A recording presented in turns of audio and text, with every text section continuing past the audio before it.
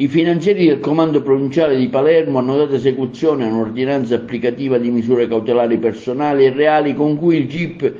presso il Tribunale di Palermo, su richiesta della Procura della Repubblica, ha disposto la custodia in carcere per 2 soggetti e il sequestro di oltre 1,5 milioni di euro.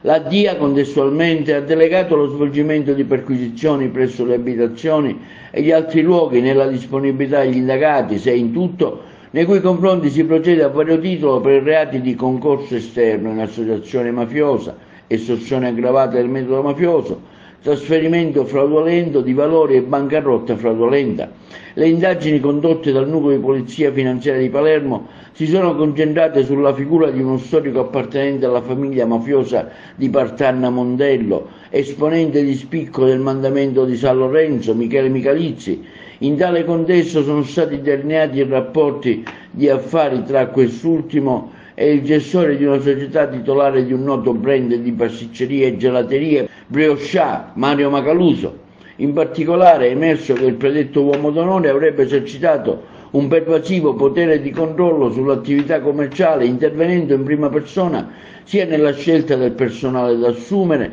delle strategie da perseguire a livello aziendale, in tutto in virtù di un profondo legame fiduciario cui anche l'imprenditore avrebbe tratto significativi benefici economici consistiti nella possibilità di espandere sul territorio la propria rete commerciale anche attraverso la costituzione di nuove imprese, in conseguenza della dichiarazione di fallimento intervenuta nel lontano 2021. L'esigenza di tale legame sembrerebbe confermata dal fatto che l'uomo d'onore in più occasioni si sarebbe prodigato per risolvere questioni private dello stesso, ricerca di fonti di finanziamento, nuovi locali per l'apertura di punti vendita e garantirgli nel contempo la protezione rispetto a richieste estorsive avanzate da altri esponenti mafiosi. L'operatività delle gelaterie sarebbe stata fortemente condizionata dalla necessità di assicurare continui utili al sodalizio mafioso, destinato tra l'altro al sostentamento dei detenuti e dei loro familiari.